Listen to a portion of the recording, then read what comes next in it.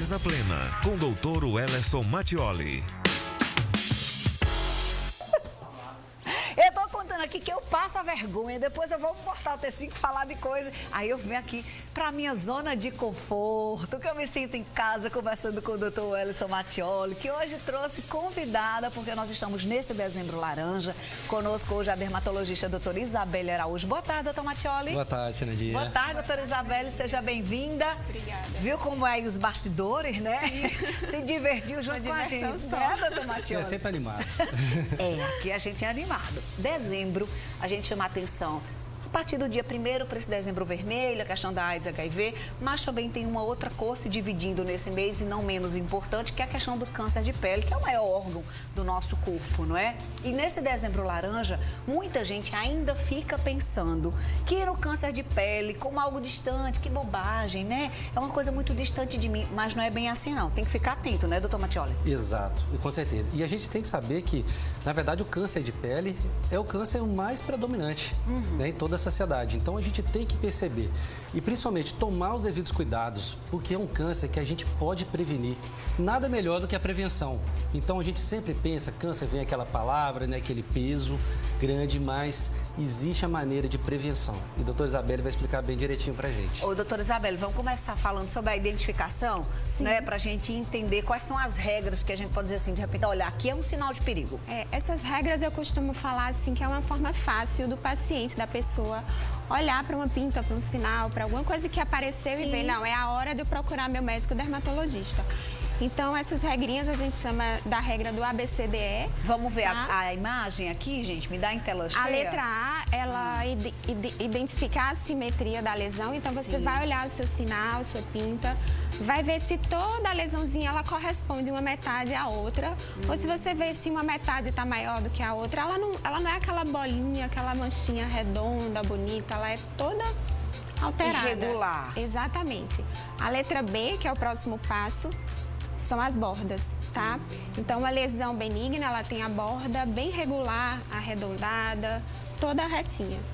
A lesão suspeita de maligna, ela tem a borda toda irregular. Então, uma borda chanfrada, ela pode ser uma borda que toda mal desenhada, ela foge do padrão. A cor, então a gente tem que se ater. Uma lesão que tem mais de 2 cores é aquela lesão que eu já tenho que procurar o médico também. Uma lesão que foge daquele acastanhado normal, do castanho claro, tem um castanho escuro, com branco, com vermelho. São várias cores dentro de uma única lesão, você também fica de orelha em pé, tá certo?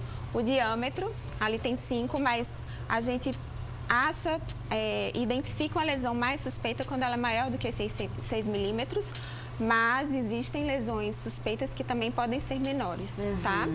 E a evolução, quando essa evolução é muito rápida, você está notando a mudança da característica da lesão muito rápido.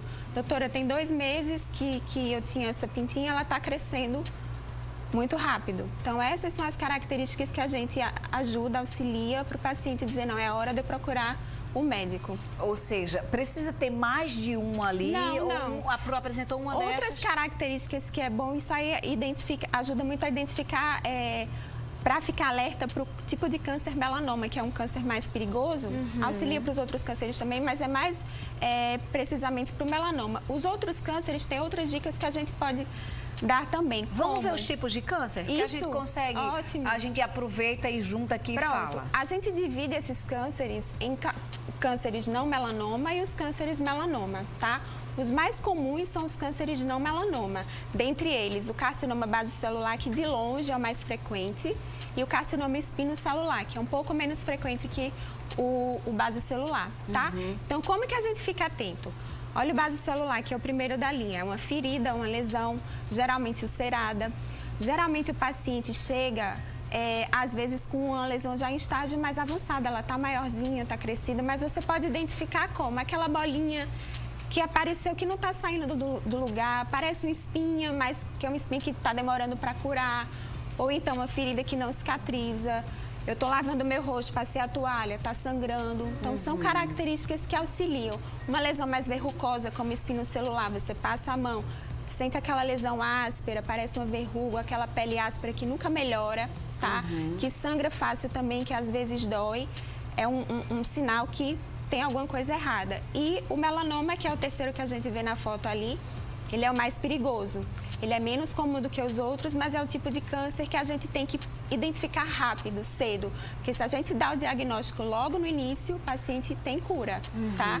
Mas se a gente deixa passar por muito tempo, é um câncer que pode dar metástase e pode não ter um desfecho tão positivo, bom, né? exato. Agora, doutor Mattioli, quando a gente fala em doença, a gente sempre aqui está abordando o universo da cirurgia plástica, mas sempre trazendo informações, agregando com outras patologias, agregando com outra, né? Doutor Mattioli é sempre muito atento a essas coisas e utiliza esse espaço também para informar as pessoas. Quando a gente fala de doenças de uma maneira geral, é importante a gente falar da questão da hereditariedade, Sim. porque quando a gente fala, ó, flacidez, mamãe foi flácida, tende aqui o filho. Então, nesse caso das doenças também é importante a gente estar com alerta, né, doutor Mattioli? Sim, com certeza. Toda a parte do câncer e o câncer de pele não é diferente. Essa parte da passagem de família mesmo, a hereditariedade também é muito importante. Mas a gente não pode esquecer, o principal fator é a exposição solar. Ainda mais a gente aqui com esse sol tão lindo, né, tem que ser tomado um cuidado redobrado. E isso também a gente pensa, agora que eu já tenho 50, 40, 30 anos, também é importantíssimo. A gente não pode esquecer da proteção solar das crianças. Exato. Então, isso é o ponto principal que eu gosto sempre de frisar para todos os amigos e pacientes, que nas crianças é o principal momento. A gente toma, né, a gente se expõe ao sol a maioria da nossa vida inteira, 20 a 30% é no nosso período quando a gente é criança. Então, esse momento, a exposição solar tem que ser protegida. E elas são responsáveis por 60% até 80% dos danos da pele é causado já pelo sol tomado da infância. Exatamente, é o efeito cumulativo. Você vai acumulando ao longo do tempo o efeito que o sol vai causando na sua pele. Ou seja, não é porque não foi do verão passado, não é assim. Não. É que foi quando criança, que no passado não tinha aqueles chapéus com UVA, né? Não tinha aquela proteção. A gente não tinha também tanta usava informação, isso. né? Hoje Exato. eu vejo muitos meus pacientes, doutora, na minha época, eu ia pra praia, me bronzeava com óleo de urucum, raíto do sol. Se a gente soubesse... Até refrigerante, né, de cola que se colocava, exatamente, que era para pegar mais fortemente, ou seja, meio que agredia a pele. Eles mesmos falam assim, se a gente soubesse, hoje em dia a gente tem essa informação, a gente pode prevenir, orientar os pais. Criança tem que ir para a praia na hora mais correta. Se for ficar um período maior, tentar reaplicar protetor solar, usar um protetor adequado para a idade da criança, usar roupas de proteção, preferir sombra, sombrinha, óculos escuros, chapéu, o que puder proteger essa criança melhor. A gente hoje, pai, já compra, geralmente mãe já compra o biquíni, o maiorzinho, já vem com a camisinha, a camisa de proteção. É meio que, sabe, de criança meio que já vem junto, porque já sabe temos grandes avanços que nisso. O pai e a já mãe tem vai muita pensar nessa mudança. É mais caro, sabe? É meio metro de pano, mas eu penso mas em compensação é um ganho para o futuro. Sim. E a mesma coisa pra gente, como lembrou o doutor Mattioli, não é porque a gente já tá nuzenta que não vai, né? Com certeza. Quer dizer, eu estou falando por mim, né? Eu sempre falo qual o principal, assim, fator. Eu quero começar a tratar contra o envelhecimento, contra deixar minha pele bonita. O principal fator é o seu protetor solar. Entendi. Então, se você quer começar a tratar a sua pele desde cedo, para evitar os sinais da idade e tudo, o protetor solar é o primeiro passo a ser dado. Isso é uma coisa importante. Quando a gente fala em protetor solar, aí também muitas pessoas perguntam, aí é qualquer um? Não, existem vários tipos de protetor solar. E nada melhor com um bom dermatologista para poder indicar cada tipo. Exatamente. Existe o protetor solar para quem se expõe muito à água. Sou surfista, vou usar o protetor solar? Sim, existe. Homem, eu não gosto de ficar com aquela pele mais úmida, mais molhadinha, tem que usar. Existe também protetor solar, né? Para pessoa mais velha, para criança. Então tem a sua especificidade. E além disso, pode ser usado ainda como uma maquiagem para melhorar. Então, assim, tem muitas funções. Procure um dermatologista da área que realmente entenda, para poder passar também um protetor solar específico para você. Exato. Por falar em específico, tem um exame que é muito específico para vocês, sim, que é a dermatoscopia. Isso que, como a Mattioli tá explicando agora, a gente tem que ter muito cuidado, tem que ter muita cautela, tá? Quando você vê uma pinta, nem toda pinta ou verruga que você vê no seu corpo... dermatoscopia para o pessoal ver. É aquele aparelho, é isso? Aquele aparelhinho, tá? Esse é o dermatoscópio simples. Todas aquelas características que eu mostrei para vocês já, no dermatoscópio a gente vai ver com um aumento maior. É como se fosse uma lente de aumento para a gente avaliar a lesão. E essa lente de aumento, ela vai me dar maiores características dessa lesão para dizer, não é uma lesão que está em crescimento, é uma lesão que tem um padrão suspeito para pensar no melanoma, é uma lesão que tem características que me fazem pensar no vaso celular, tá? O que eu quero frisar também aqui é que muitas vezes eu vejo alguns pacientes, eu vejo até propagandas também, tem uma verruguinha, uma pinta, ou procura um profissional qualquer para tirar, para remover, ou então procura a bancada da farmácia. Eu quero um remédio qualquer, existem alguns remédios para tirar uma verruga que eu estou aqui. Nem sempre aquele sinal, aquela verruga, são coisas que a gente pode simplesmente tratar. Tirar. Com um remedinho, tirar, ou então tirar e deixar para lá. Então, o olho do dermatologista que vai dizer, junto com o dermatoscópio, se aquela lesão precisa de um histopatológico, fazer uma biópsia para saber se aquilo realmente é um câncer ou se é uma lesão benigna que dá para a gente tratar de outra forma. E o que é esse mapeamento digital? O mapeamento digital já é um dermatoscópio, esse aí. A gente usa um aparelho, ele tem aumentos maiores do que o dermatoscópio simples e a gente consegue catalogar todos os sinais dos pacientes e fotografar para a gente fazer um acompanhamento. Não são todos os pacientes que têm indicação de fazer mapeamento, mas principalmente pacientes que têm muitos sinais, tá?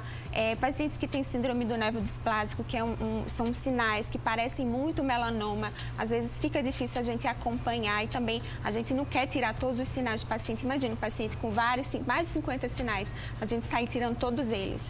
Então, o mapeamento ele é importante para a gente ver isso. O paciente que tem história familiar de melanoma na família. Então, é um exame que permite que eu deixe tudo guardadinho ali na memória e quando você voltar um ano depois eu posso comparar. Muito bom. Entendeu? Tecnologia, né, doutor Mattioli? A tecnologia ajudando na prevenção, ajudando na evolução, né, desse comparativo. Muito bom. Doutora Isabela, a gente adorou sua presença aqui. Muito obrigada. Dá seu Instagram pessoal seguir você. Certo. Isabela Araújo Dermato. Vai lá. Doutor Mattioli, toda quinta-feira esse nosso encontro maravilhoso. Muito obrigada. Muito obrigado. Ele está de volta semana que vem com mais informação, mas ele está disponível nas redes sociais. Inclusive, ele não fala, mas eu sempre falo. Na rede social dele, você descobre onde é a clínica, você tem um telefone, você conversa com a Dani, que é a gerente dele lá na clínica, em tudo, tá? Plástica João Pessoa. E fica muito bem informado. Presta atenção que tipo de Instagram você está seguindo. Você fica muito focado só num segmento e perde tantas boas informações. Um excelente Instagram para você seguir é o do Dr. Mattioli, que tem muita informação sobre saúde em geral, viu? Isso aqui eu trouxe só pra mim. Só para cuidar da pele. Uns mimos. Ai, adorei. Já abri aqui, ó. Gente.